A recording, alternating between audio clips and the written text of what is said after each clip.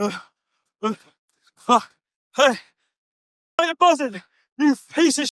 I've told you, told you, no one is better than Will Caven in the cruiserweight division. I am still the best. I swear to God.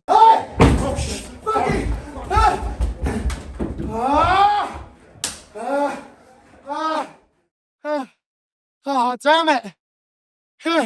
Ever since I came back to Revolution Pro Wrestling at the start of November, it's been lot after lot after lot. 4 matches back in Rev Pro, and El Capitan's record is 0-4.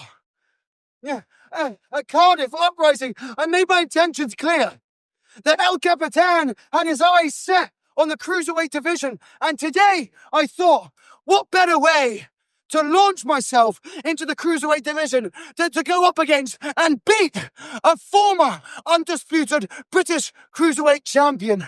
And now, Will Caven, you want to cheat me out of another win.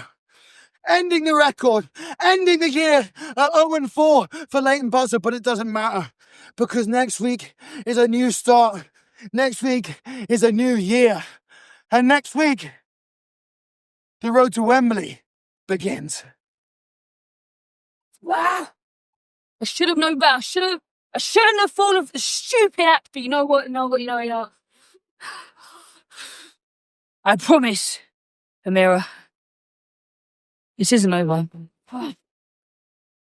February 2025, at Southampton, I came back after a 3-year hiatus, and at the end of December 2025, Amira Blair gets the win over Sky Smithson. My journey in Rev Pro has been so rocky, man. But am I not showing every single week that I'm developing, I'm growing, and I'm switching it up? I have pinned Sky Smithson. I have pinned Alexis Falcon and Alex Windsor. Last time I checked, the last time we were here, I took you to your limit. So I would hold on to the British Women's Championship closely. Because Amira Blair is coming, and Amira Blair is going to show in 2026 that you can be it. I don't even know what to say anymore, man. Dan. Bro, I'm sorry. I'm sorry for what happened up there. And you know, no, listen. You said it wasn't about this. But clearly you can't focus on the team when you've got that. So you know what, the only way to make you snap back into it, start focusing on what's really important, is to take that off you. Really?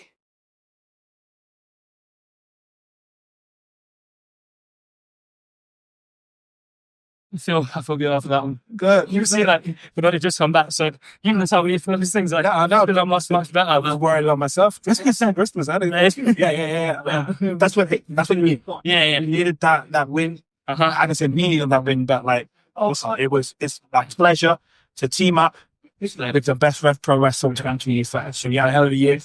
Plus for the MW Championship Vault. Yeah. You were a Copa Cruiserweight champion. And listen, he was in the match. He the losing team. Yeah. You beat the Cruiserweight champion. I did actually. Tag team competition. I beat the Cruiserweight championship. I beat probably the person most liked to Orlando in the middle of that range of staff. And I'll be honest, I feel like the best Cruiserweight in this division right now, either way, with or without the championship.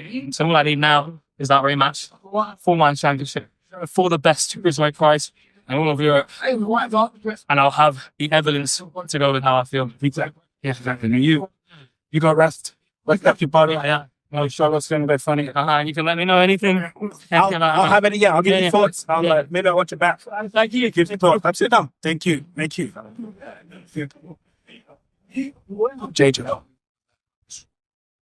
J. Joshua.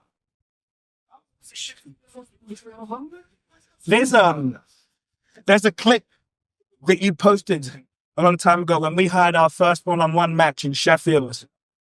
After I beat you.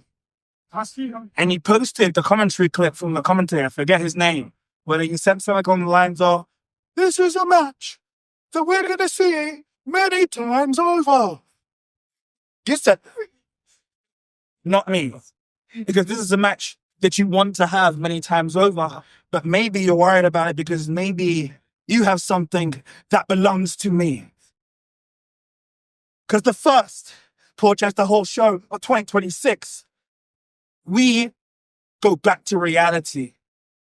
The fairy tale gets put to rest, and I become what I said I'm going to become, a 3-time undisputed British heavyweight champion. I promise you. One thing I'm saying about I apologize. This is like a freaking TK Cooper length backstage comment. It was brought to my attention that in the Wrestling Observer newsletter, Big Dave, he was reporting on the, he does the weekly reports of what's going on in the world. And he said about my match with Mills at Uprising that I may have feigned a knee injury to get the upper hand and get the victory. I think there's been a few days that have actually reported that as though it's fact. And I just want to kind of address that situation. I've got doctor's notes. I can prove it by PDFs, I can show you the scans. I had a serious MCL injury and an ACL injury. There's like bruising. It says on my shin bone and my thigh bone. And in that match, there was a moment that I landed exactly the same way that I landed OTT when I injured the knee. And I was scared. I felt like it happened again. I was worried. I was terrified. I called over Oscar because I wanted to make sure that I wasn't out for a long period of time again. So I got Oscar to check it, and he was with Mills when I realized that my knee was still good to go. I would have told Oscar, but he wasn't close by. And so I knew Mills would come after me, so I tried to get to him first. So I tried to almost. So I just wanted to address that situation as a thing, like, course correct it, because I don't want it to be out there that I took advantage of something that was pretend. No, I already had an injury. I've still got a brace on the knee to pretend it's not 100%. And I still have always beaten comrades. Thank you very much. So, 2025. Leon Cage's 2025. We started off making a name for myself here in RevPro.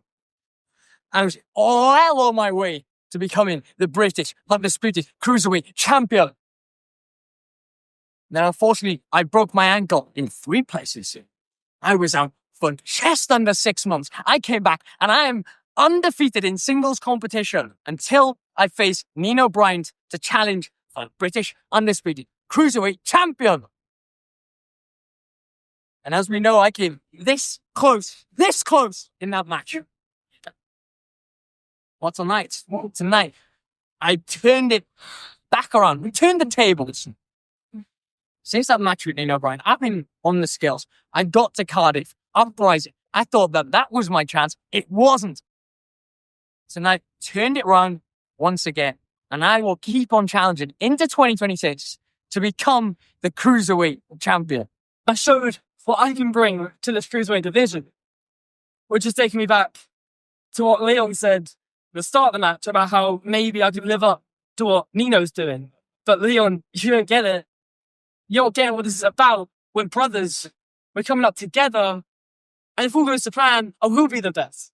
Because I'm a man of my own. I step into the ring. I pick up the pace. I'm the accelerator of the Bryants.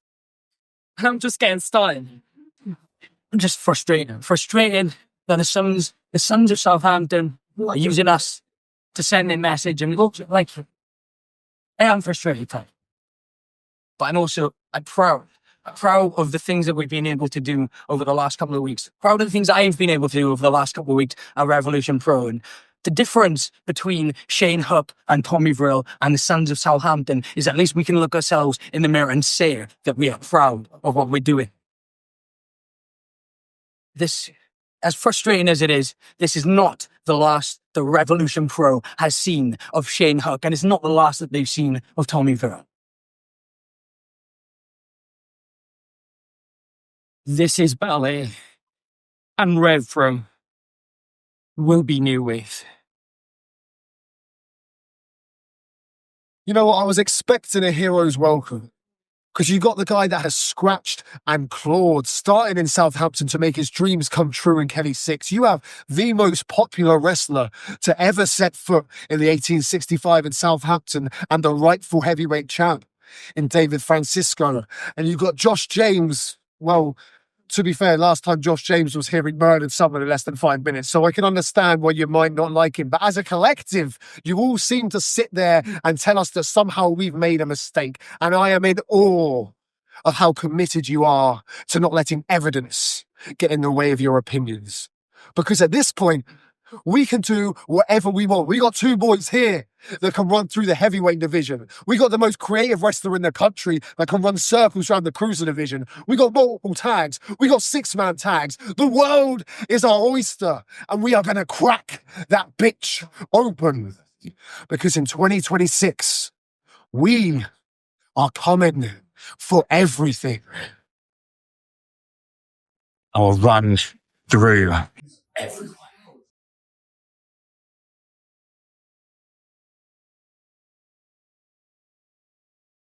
Look, I ain't stupid. I'm aware that's probably my last opportunity to be undisputed British heavyweight champion. My last opportunity. And you know what's really scary? You know what's really heartbreaking? I put my everything into training for that match. I'm more or less cash from Christmas. I didn't drink. I didn't stuff my face. All I was focused on was getting back that championship. That's why I wanted my rematch as soon as possible. In my head, Jay Joshua was going to be on the honeymoon period after winning that championship, going out with his friends and families, rolling right into Christmas, still celebrating. In my head and in my heart, I thought Jay Joshua would turn up here unprepared. She doesn't understand the pressure of defending that championship, and how wrong was I? He still beat me. He's still at the top of his game. Now, I don't know where that leaves me now. I have no idea what's next. But I like to think, right? I like to think I've built up some stock in this company. I can start requesting.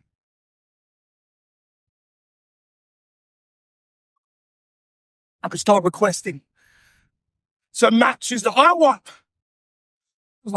No, I understand there's more years behind me than in front of me. I get that. So I start requesting the matches I want. Because it's time now. It's time. And that's why in Portchester Hall, I'm challenging Nino Bryant. It's as simple as that. Me and Nino have got history. He's been coming to some of my training seminars since 2018. He was coming every week before he made his debut in Red Pro. And now he's gone from strength to strength. So there's one match I want in Red Pro. If there's matches where I feel like I can be of use, it's against guys like Nino Bryant. Guys that are the best of their generation. And to me, Nino Bryant is the man. He's the best at this crop. This new crop of talent. So if I find me going for championships, I want the matches that lead side to me. See you in Portchester Hall. Hell yeah. Now that is what all this shit is about. This is what I'm about. I told you from the beginning, I am coming to change the game. And now I got Shah Samuels out the way. But yet again, Michael Oku comes in and tries to take the spotlight from someone else. So, when I actually feel I'm going to have a nice, easy break after New Year, 7 days notice, I'm here to defend this against Michael Oku at Portchester Hall in London, 4th of Jan. So if Michael wants to step up, say less.